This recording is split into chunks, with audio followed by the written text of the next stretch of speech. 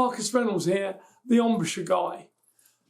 The idea of these series of videos is to go into more minutiae of different aspects. And you all know about the corners, the tonguing, the chin position, the lip position, teeth alignment. You know all about that. And airflow. You know all about that. That's what you need to make a sound with your brass instrument. However, it's not just the corners or the lip position or the teeth alignment. We're talking about accuracy here.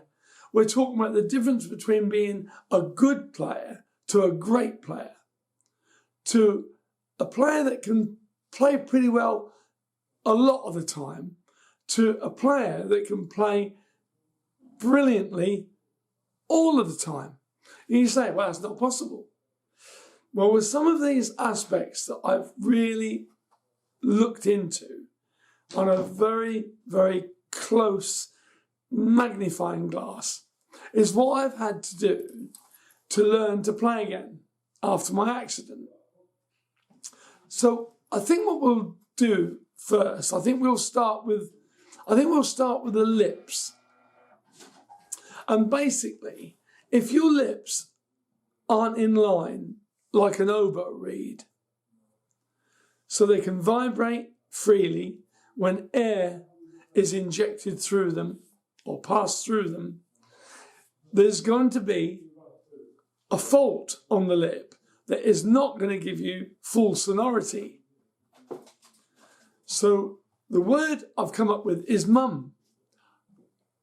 Mum.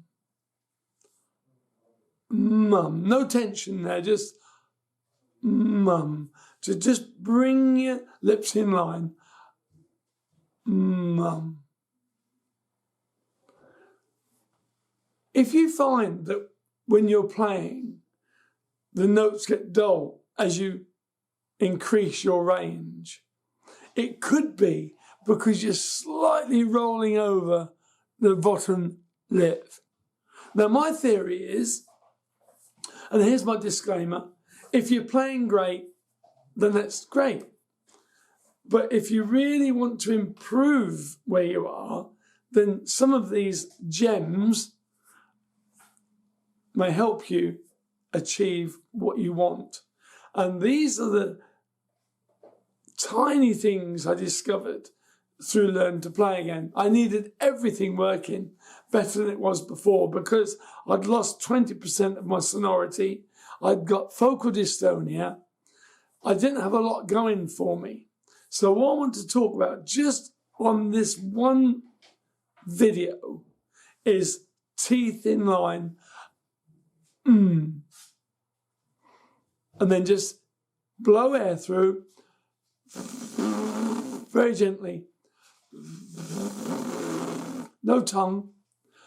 Just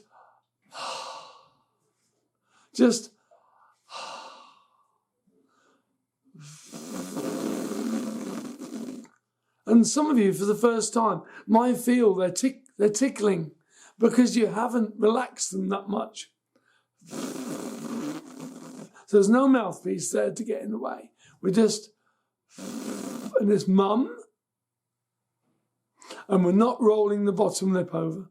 If you feel there's a rollover, just get your thumb, turn it this way round, and just feather that bottom lip down. And that means the air will be going over. It's a different pitch. Have a listen. It's a bit all over the place, that, isn't it? It's a little unfocused. Now listen.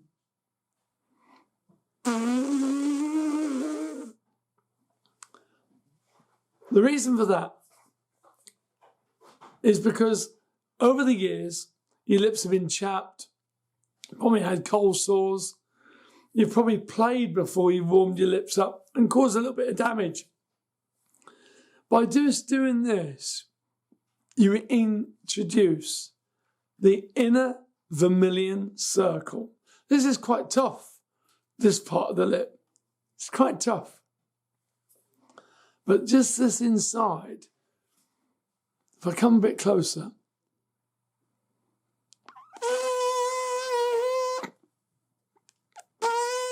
you just encourage that little bit there not to go over the bottom lip. So just to recap, this is about the lip position. Mum. Ease it down. Now don't do this. Don't do that. Because you'll be too far into the vermilion circle there. Just a little. It's a token. It's a feather. I wish you could feel how light that was. And you can check it as well. If you just do the mum into your hand, it's a little unfocused. It's about round here. Whereas if I do this, it moves up. And if you bear in mind that there's a hole at the back of the mouthpiece, that's where we want the air. I really hope this minutiae video on the lip position has helped. Marcus Reynolds, the embouchure guy. Bye-bye.